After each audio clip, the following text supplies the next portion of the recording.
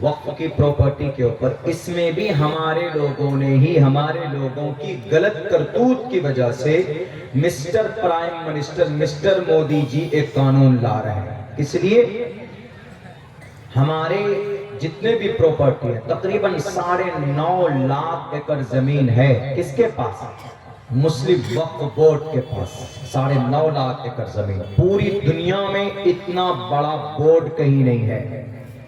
یعنی ہمارے ہندوستان میں سب سے زیادہ زمین ڈیفنس کے پاس ہے، آرمی لوگوں کے پاس، یعنی اس سیکشن میں ہے۔ دوسرے نمبر پر سب سے زیادہ زمین جو ہے وہ ریلوے کے پاس ہے، ریلوے ان کے پاس زمین ہے۔ تیسرے نمبر پر سب سے زیادہ زمین مسلم وقف بورڈ کے پاس ہے، 9.5 لاکھ ایکڑ زمین، 9.5 لاکھ ایکڑ زمین۔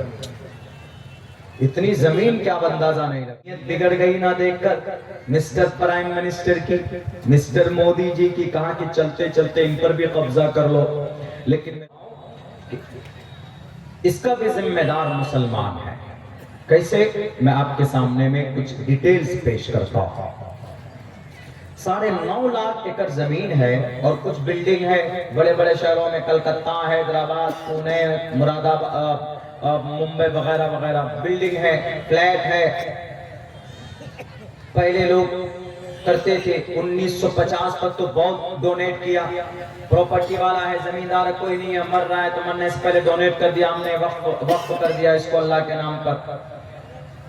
تو ان زمینوں کے اوپر کہیں پر کمپنی بنی ہوئی ہے، اس کا کرایہ آ رہا، کہیں پر موبائل ٹاور ہے، اس کا کرایہ آ رہا، کہیں پر ہوٹل ہے تو اس کا کرایہ آ رہا، کہیں پر کوئی سرکاری کام ہے، کوئی انسٹیٹیوٹ ہے تو اس کا کرایہ آ رہا۔ اتنی آمدنی وقف بورڈ کی ہے کہ پورے بھارت میں 25 سے 30 کروڑ مسلمان ہیں نا، ہر ایک مسلمان کو مہینے میں 1 لاکھ روپے مل سکتا، اتنی آمدنی ہے وقف بورڈ کے پاس۔ لیکن آپ میں سے کس کو ملا؟ وقف بورڈ سے کوئی پیسہ ملا کسی کو؟ 1 روپے تک نہیں ملا۔ تو جو لوگ چیئرمین بنے، وقف کی پراپرٹی کو کوئی نہیں بیچ سکتا، نہ چیئرمین بیچ سکتا ہے، نہ متولی بیچ سکتا ہے، نہ اس کا کرتا دھرتا دیکھ سکتا ہے، بیچ سکتا ہے، صرف اس کی نگرانی کر سکتا ہے۔ جو بھی چیئرمین کا وقف بورڈ کا چیئرمین بنے گا، وہ صرف اس کی فائدہ کے لیے استعمال کر سکتا ہے، قوم سماج کے لیے۔ بھئی یہاں پر زمین ہے، چلو یہ زمین خالی ہے، وقف بورڈ کی ایک ہاسپٹل بنا دو، لوگ فائدہ اٹھائیں گے، یہ کر سکتا، اس کو بیچ نہیں سکتا۔ لیکن میرے بھائیو، آپ کو تعجب ہوگی یہ جان کر، صوبہ مہاراشٹرا میں سن 1990 سے لے کر سن 2002 تک 11,000 کروڑ روپے کی زمین بیچی گئی۔ وقف بورڈ کی زمین بیچنے والا کوئی مسٹر مودی کا دوست نہیں، یوگی کا کوئی رشتہ دار نہیں، بیچنے والا ہمارے مسلمان تھے، وقف بورڈ کے ذمہ دار تھے۔ اگر وقف بورڈ کی آمدنی آتی تو جو آپ کا مدرسہ ہے نا، دیواروں میں سوراخ ہوئے ہوئے، یہ لاک ڈاؤن سے یہ مدرسہ قبر کی طرف جا رہا تھا، اس میں پڑھنے والے بچوں کی تعداد ہونی چاہیے تھی، عالی شان یہ مدرسہ دکھنا چاہیے تھا، اساتذہ کو بہتر سے بہتر تنخواہ ملنی چاہیے تھی، اس کی بلڈنگیں شاندار ہونی چاہیے تھی۔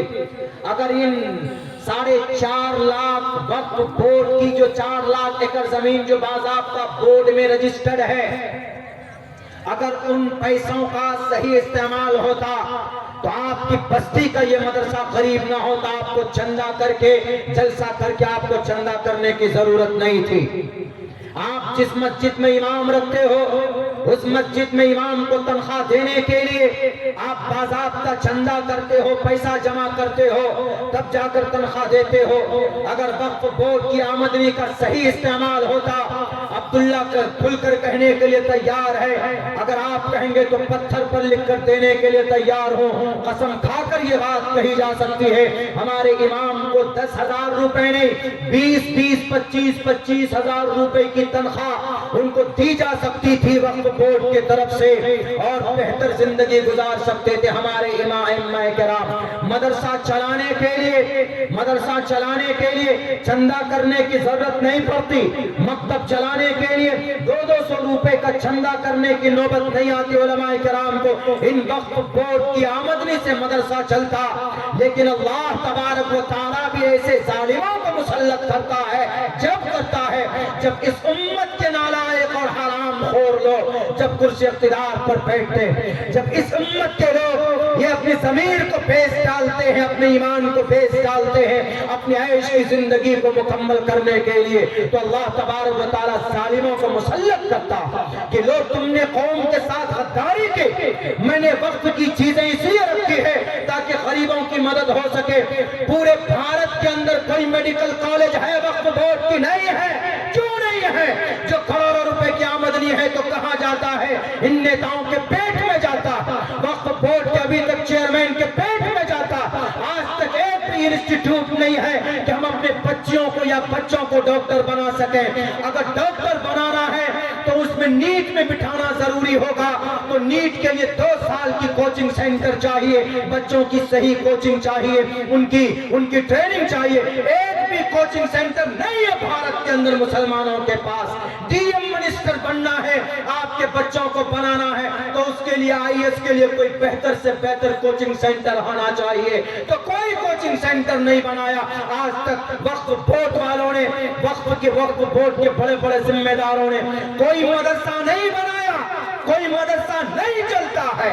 इसीलिए अल्लाह ने कहा कि ये तो कौम के लिए होना चाहिए, ये पैसा, इन पैसों से मदरसा चलना चाहिए, इन पैसों से मकतब चलना चाहिए, इमामों को तनख्वाह मिलनी चाहिए, मदारिस चलने चाहिए। वक्फ बोर्ड की प्रॉपर्टीज, आप कहेंगे कि मौलाना अब्दुल्ला आप कैसे बात कर रहे हैं? इमाम अबू हनीफा की जिंदगी देखो। शहरे दमिश्क के अंदर 65 मदरसा वक्फ बोर्ड के प्रॉपर्टी से चलता था मुसलमानों। आज घर घर जाकर जीमेल के जरिए से आप जो वहां पर शहादत दे रहे हो ना कि हम जीमेल भेजकर विरोध करेंगे, कुछ नहीं होने वाला। इस बिल पर भी रुकावट पैदा किया जा सकता, रोका जा सकता। लोकसभा के अंदर भारतीय जनता पार्टी के लोग ज्यादा, 3 जगह पर बिल पास होता। लोकसभा, राज्यसभा राष्ट्रपति के पास। लोकसभा में मिस्टर मोदी के दोस्त ज्यादा, राज्यसभा में किसके दोस्त ज्यादा? मिस्टर राहुल गांधी के दोस्त ज्यादा है ना। लोकसभा में उनके लोग ज्यादा, राज्यसभा में सिर्फ 100 मेंबर है बीजेपी के पास। 140-42 मेंबर तो राहुल गांधी के पास है ना। राहुल गांधी चाहे तो चुटकियों में इस बिल को रोक सकता है, लेकिन नहीं चाहता। क्यों?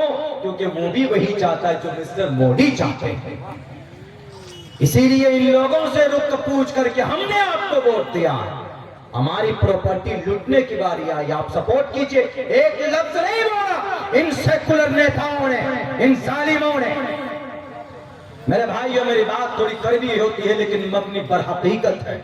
मेरी बातों से किसी को तकलीफ जरूर पहुंच सकती है, लेकिन जीमेल के जरिए से ये तो हमारे अकाबिर मेहनत कर रहे हैं बेचारे। वो समझिए कि कुफरिस्तान में अजान पढ़ने का काम कर रहे हैं, वरना इसका आसान सा रास्ता ये है कि जहां बिल पास होगा, जहां रोक सकते हैं, वहां तो वही सेक्युलर पार्टी के लोग ज्यादा हैं। राज्यसभा में 42 के 142 मेंबर हैं, उधर 100 ही मेंबर है, तो वहां पर रोको 142 मेंबर को, कहो अरे तुम कोई भी घर से बाहर मत निकलना, राज्यसभा के घर से। जिस दिन इसके ऊपर वोटिंग होगी तो सब वहीं रहना। ये मत कहना कि हमने ना वोट किया, ना हमने समर्थन किया, ना हमने खिलाफ किया, हमने वॉकआउट किया। कम वक्त वॉकआउट मत करना, वहीं पर रहना, वोट करना। तब देखेंगे आपकी सेक्युलरिज्म बैरक। तो मेरे भाइयों, इस वक्त की प्रॉपर्टी से इस उम्मत का बहुत बड़ा फायदा हो सकता था, लेकिन नहीं हुआ, नहीं होने दिया। क्यों? क्योंकि हमारे ही लोग बेईमान बन गए, हमारे ही लोग जिनको हमने चेयरमैन बनाया वही लुटेरा बन गए। देखिए फॉर्च्यूनर गाड़ियों में घूम रहे हैं। आप कहेंगे कि मौलाना आपके पास डेटा है? जी, हैदराबाद में आज भी कई ऐसी बिल्डिंग है जिसका किराया आज के जमाने में 25,000 रुपए। अगर 2 BHK का फ्लैट है, यानी 2 रूम, 1 हॉल, किचन, बाथरूम, ये सब لگا کے 2 BHK کا فلیٹ ہے بہتر علاقے میں حیدرآباد میں، تو اس کا کرایہ 25,000 روپے، وقف بورڈ کی بلڈنگ ہے، تو 25,000 روپے کہاں پر آنا چاہیے؟ وقف بورڈ کے رجسٹر میں آنا چاہیے نا۔ وقف بورڈ کے رجسٹر میں صرف 2,500 روپے لکھا جاتا ہے، باقی 22,500 روپے کہاں جاتا ہے؟ گھوٹالے والے پیٹ میں جاتا ہے۔ اللہ کا ڈنڈا بجے گا کہ نہیں بجے گا؟ ضرور بجے۔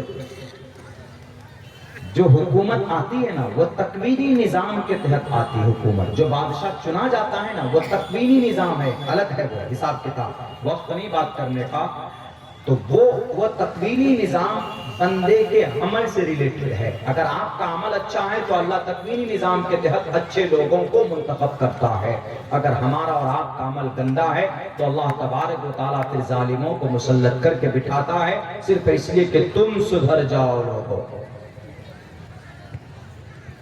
اسی لیے میرے بھائیوں، امام ابو حنیفہ کے 65 مدرسے چلتے تھے وقف کی پراپرٹی سے، امام شافعی کے 55 مدرسے، امام مالک کے 15 مدرسے، امام احمد ابن حنبل کے 6 مدرسے وقف کی پراپرٹی سے۔